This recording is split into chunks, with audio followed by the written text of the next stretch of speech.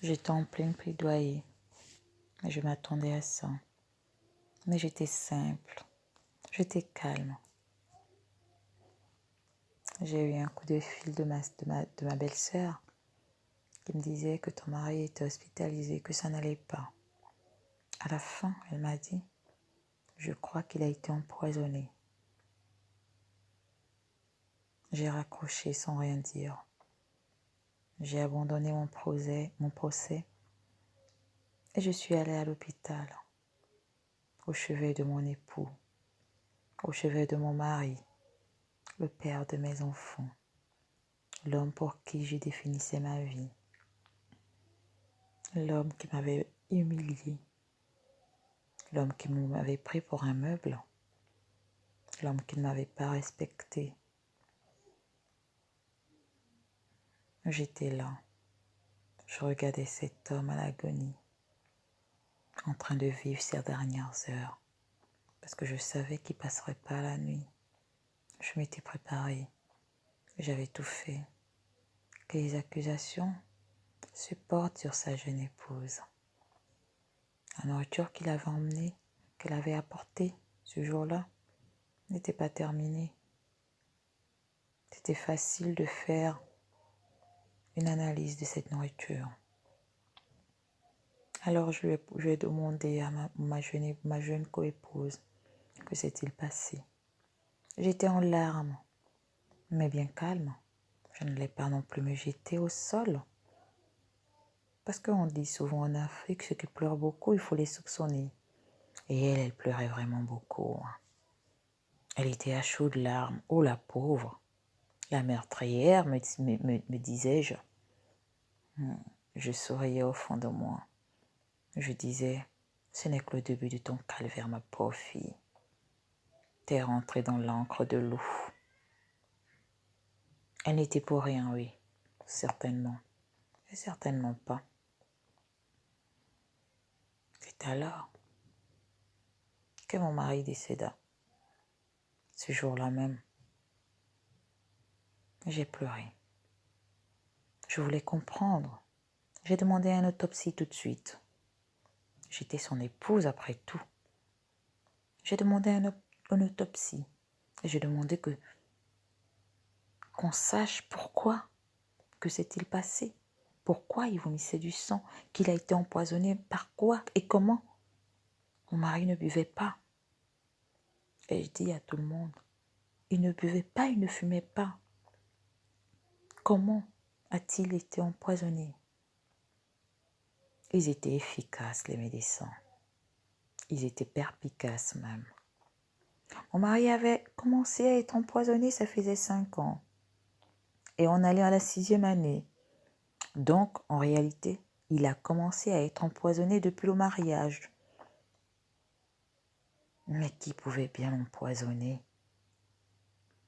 J'aimais bien ma coépouse, moi. J'étais d'accord pour le mariage.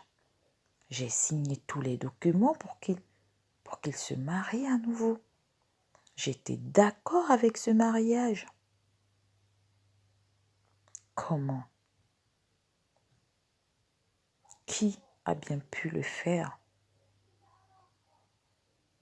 Ça a été houleux, l'enterrement de mon mari. Tout le monde a commencé à soupçonner ma jeune coépouse. Les parents de mon mari étaient des chrétiens. Et donc, il était hors de question qu'un tradipraticien ou un sorcier vienne se mêler de cette affaire. Ils avaient répudié cette femme qui, après, avait perdu son fils. Parce qu'on a révélé après qu'elle-même, elle a fait semblant de boire des médicaments elle aussi, pour que quelqu'un d'autre soit soupçonné.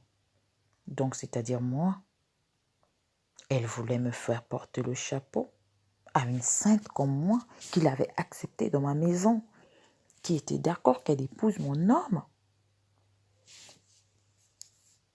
Ma belle famille était de mon côté. Ils se sont rendus compte qu'ils ont amené dans leur maison, dans la vie de leur fils, une sorcière. J'avais pris le temps de me venger. Elle n'avait rien.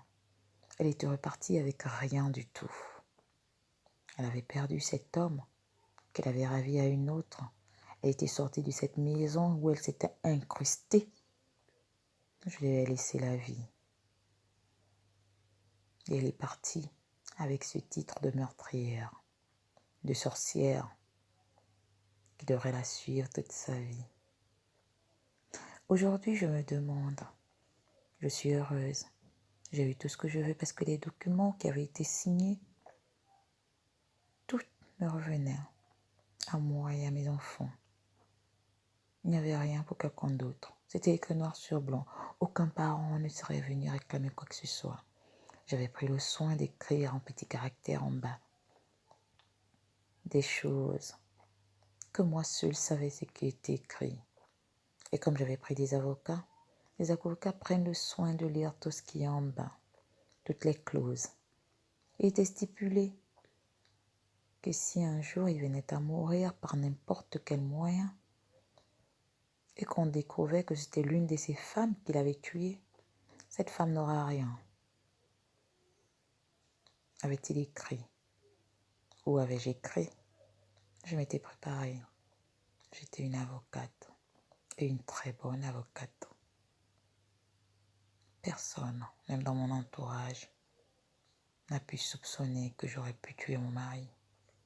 J'étais une sainte pour eux, mais ils ne savaient pas ce qu'une femme bafouée, humiliée, considérée comme un meuble et pas respectée du tout par son mari est capable de faire.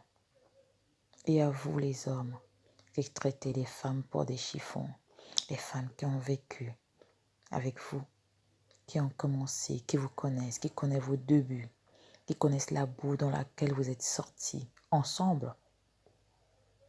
Faites attention. Une femme en colère n'a pas besoin de crier. Oh non. Aujourd'hui, je suis en paix. Mais quand j'y pense, je me demande, qui suis-je réellement? Une femme? Une mère?